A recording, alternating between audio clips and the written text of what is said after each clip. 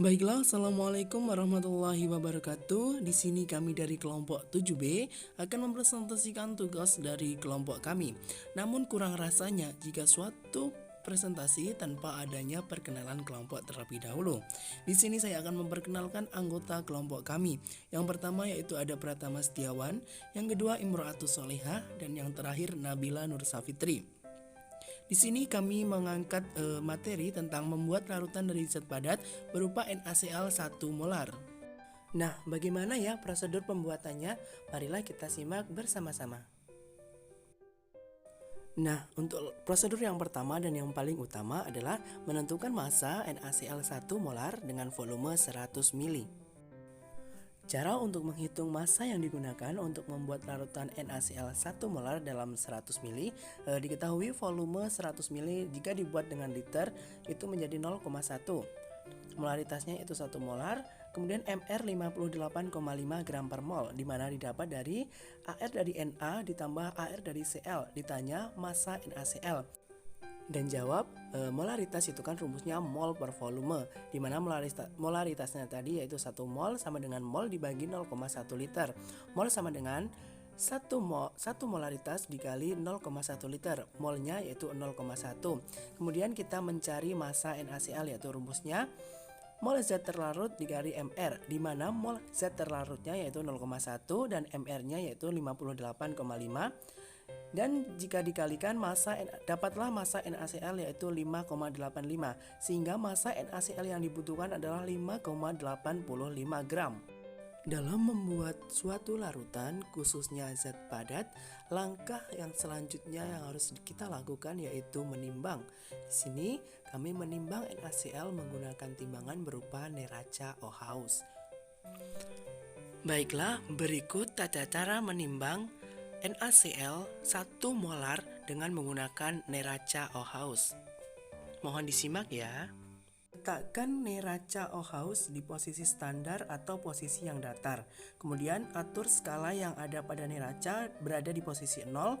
Untuk melihat bahwa neraca telah seimbang, lihat garis yang ada di sebelah kanan pada neraca Ohaus yang menyatakan setimbang. Jika garis tersebut sejajar dengan garis yang bergerak dengan yang sudah standar, maka neraca sudah dalam keadaan setimbang. Pastikan neraca sudah benar-benar dalam keadaan setimbang.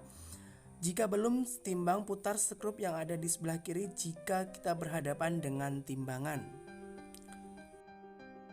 Setelah itu, letakkan kaca arloji di atas neraca Ohaus. Kaca arloji dengan menggeser anak timbangan, sesuaikan, misalkan 10 gram. Jika timbangannya turun ke bawah berarti timbangannya terlalu berat. Pindahkan lagi anak timbangan sampai setimbang, artinya yang bergerak yang standar sudah stabil. Jika dalam hal ini masih belum setimbang, maka kita akan mengotak-atik itu terlebih dahulu sehingga dapat setimbang. Jika masih belum setimbang, kita geser bagian yang bawah untuk mendapatkan kesetimbangan berat kaca arloji. Jika belum juga mencapai titik setimbang, kita masih mengotak-atik neraca Ohaus ini sehingga kita akan mendapatkan hasil yang setimbang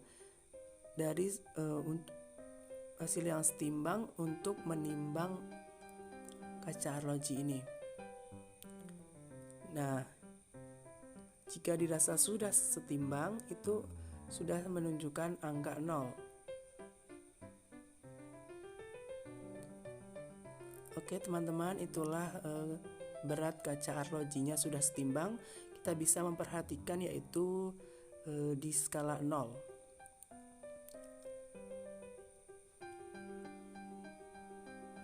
Kita bisa lihat bersama-sama bahwa itu sudah menunjukkan angka 0, artinya sudah setimbang. Kemudian, jumlahkan berat kaca arloji dengan massa NaCl. Misalkan tadi berat kaca arlojinya yaitu 10 gram dan massa NaCl-nya tadi kan 5,8 gram.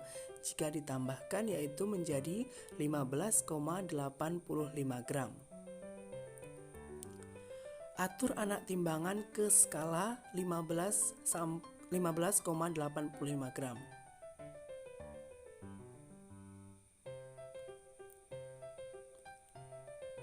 Jika sudah stabil dan jika sudah mencapai 15,85 gram, masukkan NaCl ke dalam kaca arloji sampai tanggal skala 15,85. Jika larutan NaCl kebesaran, kita bisa menghancurkannya terlebih dahulu dan menuangkannya sedikit demi sedikit hingga mencapai timbangannya nanti 15,85 gram. Jika dilihat di video ini, kita masih akan mengotak-atik larutan NaCl-nya, yaitu menaruhkan di atas kaca arloji sedikit demi sedikit hingga mencapai massa yang kita inginkan, yaitu 5,85 gram.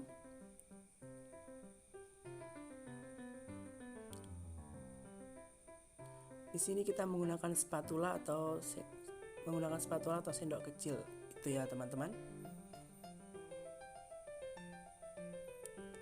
Jika dirasa kelebihan, maka harus dikurangi larutan NaCl di atas kaca arloji dan dimasukkan ke dalam botol kembali.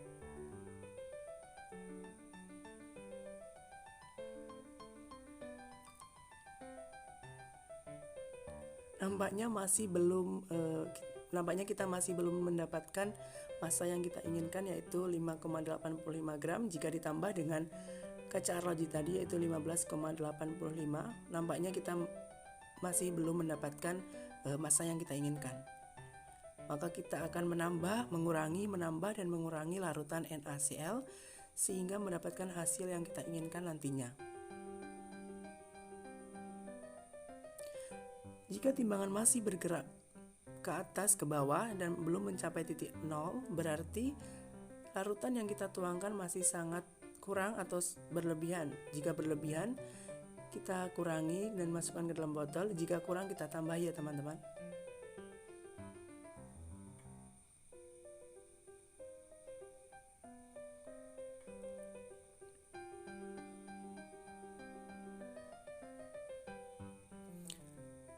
Kita masih mengotak-atik, kita masih stay di larutan NaCl-nya untuk mendapatkan hasil yang maksimal dan yang baik.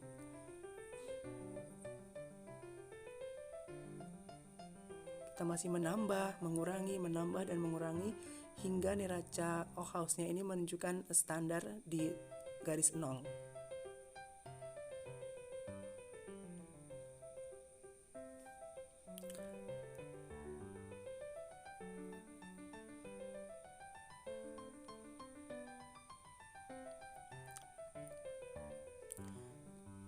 Kita masih dapat menambahkan, menambahkan dan mengurangi terus sehingga nanti kita akan mendapatkan hasilnya yaitu 15,85 gram karena sudah ditambah kaca arloji 10 gram dan massa NaCl-nya 5,85 gram. Kita masih menambahkan sedikit demi sedikit dengan menggunakan spatula.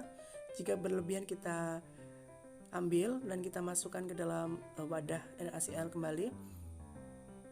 Dan jika dirasa sudah cukup, NaCl siap digunakan untuk membuat larutan.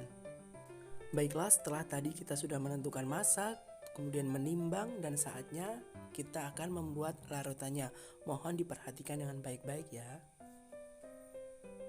Dalam membuat larutan, pastinya kita membutuhkan alat dan bahan. Alat dan bahan dalam membuat larutan NaCl 1 molar dengan volume 100 ml, yaitu pertama alat yang kita gunakan yang pertama yaitu beaker gelas, kedua batang pengaduk, ketiga labu ukur, keempat spatula, botol reagen, botol semprot, dan yang terakhir neraca. Kemudian bahan yang kita gunakan yaitu tentu saja NaCl 1 molar dan Aquades. Setelah kita tadi mempersiapkan alat dan bahan untuk membuat larutan NaCl 1 molar, kemudian tibalah kita saatnya untuk membuat larutan. Yang pertama, tambahkan Aquades dengan catatan untuk membuat larutan dengan volume 100 ml, maka Aquades yang ditambahkan pada saat di gelas beker tidak boleh lebih dari 50 ml. Kita masukkan dengan pelan-pelan dengan menggunakan botol semprot. Botol semprot ditekan, bagian tubuh botol semprot ditekan hingga keluar air, hingga keluar Aquadesnya sampai ke batas volume yang kita inginkan, yaitu di bawah 50 ml. Di sini kita sampai ke 40 ml ya teman-teman. Terus kita tambahkan dengan pelan-pelan sampai ke garis 40 ml volumenya. Kemudian masukkan NaCl sebanyak 5,85 gram dengan menggunakan spatula ke dalam beker gelas. Kita masukkan dengan pelan-pelan, sedikit demi sedikit agar tidak tumpah dan tidak berhamburan kemana-mana. Kita masukkan dengan pelan-pelan, dengan penuh perhatian, dengan penuh kasih sayang. Kemudian aduk larutan dengan menggunakan batang pengaduk sampai benar-benar tidak ada butiran-butiran NaCl yang tersisa. Kita aduk terus-menerus hingga tidak ada butiran-butiran NaCl yang tersisa. Setelah benar-benar tercampur, masukkan larutan ke dalam labu ukur. Karena kita membuat larutan NaCl sebanyak 100 ml, maka tambahkan Aquades sampai larutan hampir mendekati 100 ml.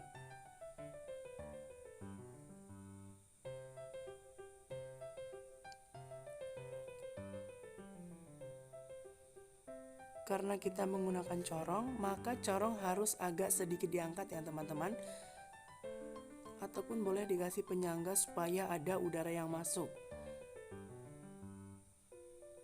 Dan kita bilas gelas beker tadi agar tidak ada sisa-sisa NaCl yang menempel di gelas-gelas beker tersebut. Kita bilas sampai benar-benar bersih dan steril.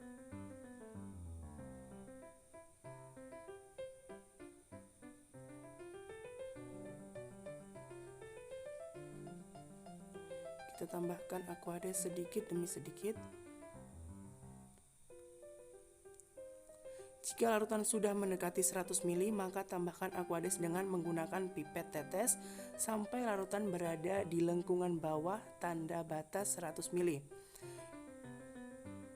Cara melihat lengkungan pada tanda batas yaitu jika larutan tidak berwarna seperti NaCl ini, kita melihat lengkungan di bawah dari tanda batas.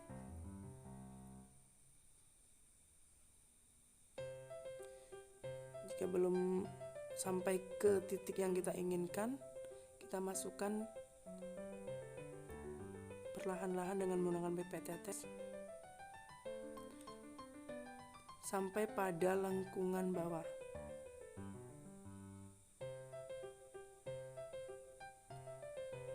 Kemudian tutup labu ukur dan aduk dan dikocok dengan cara labu ukur dimiring-miringkan.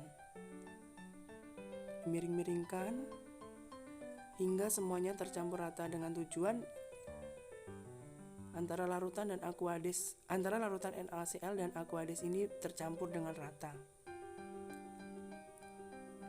Kita miring-miringkan. Dan kemudian setelah larutan selesai dibuat, pindahkan larutan yang ada di dalam labu ukur ke dalam botol reagen. Dengan catatan, untuk larutan yang tidak tahan cahaya, maka menggunakan botol reagen yang menggunakan botol reagen gelap. Setelah botol reagen ditutup, kemudian labeli botol reagen dengan menulis nama larutan dan tanggal pembuatan larutan, dan apabila banyak yang membuat larutan tersebut, maka boleh ditambahkan kelas yang membuat larutan. Kemudian setelah itu, letakkan larutan pada tempatnya. Itulah tadi langkah-langkah dalam membuat larutan dari zat padat. Kami meminta maaf yang sebesar-besarnya apabila ada kesalahan yang sudah kami perbuat, baik disengaja maupun tidak disengaja. Kepada Tuhan Allah Subhanahu wa Ta'ala kami mohon ampun, karena sesungguhnya manusia tempatnya salah. Sekian dan terima kasih.